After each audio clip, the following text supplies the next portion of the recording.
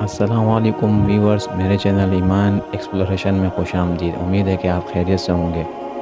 بسم اللہ الرحمن الرحیم۔ آج ہم حدیث نمبر 4 اور 5 دیکھیں گے۔ آپ صلی اللہ علیہ وسلم نے وحی کے رک جانے کے زمانے کے حالات بیان فرماتے ہوئے کہا کہ ایک روز میں چلا جا رہا تھا کہ اچانک میں نے آسمان کی طرف ایک آواز سنی اور میں نے اپنا سر آسمان کی طرف اٹھایا۔ کیا دیکھتا ہوں کہ وہی فرشتہ جو میرے پاس غار حرا میں آیا تھا، وہ آسمان و زمین کے بیچ میں ایک کرسی پر بیٹھا ہوا ہے۔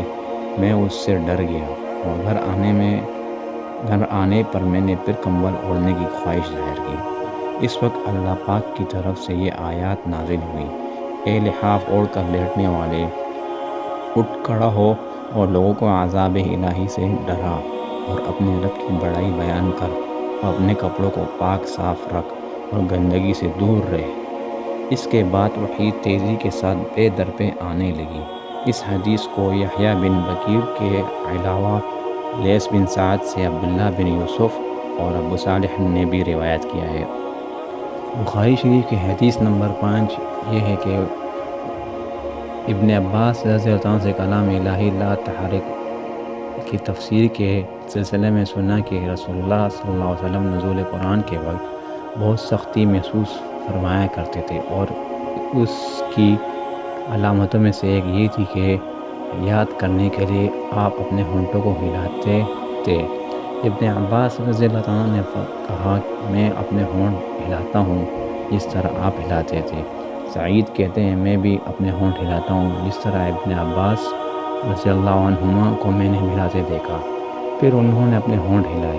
ابن عباس رضی اللہ عنہما نے کہا، پھر یہ آیت اتری کہ اے محمد، قرآن کو جلد جلد یاد کرنے کے لیے اپنی زبان نہ ہلاؤ، اس کا جمع کر دینا اور پڑھ دینا ہمارا ذمہ ہے۔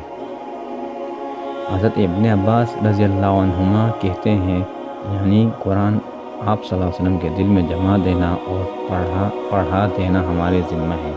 پھر جب ہم پڑھ چکیں تو اس پڑھتے ہوئے کی اتباع کرو۔ ابن عباس رضی اللہ عنہ فرماتے ہیں کہ اس کا مطلب یہ ہے کہ آپ اس کو خاموشی کے ساتھ سنتے رہو، اس کے بعد مطلب سمجھا دینا ہمارے ذمہ ہے، پھر یقیناً یہ ہماری ذمہ داری ہے کہ آپ اس کو پڑھو، یعنی اس کو محفوظ کر سکو۔ چنانچہ اس کے بعد آپ کے پاس حضرت جبرائیل علیہ السلام وحی لے کر آتے تو آپ توجہ سے سنتے۔ جب وہ چلے جاتے تو رسول اللہ صلی اللہ علیہ وسلم اس وحی کو اسی طرح پڑھتے جس طرح حضرت جبرائیل علیہ السلام نے اس سے پڑھا تھا۔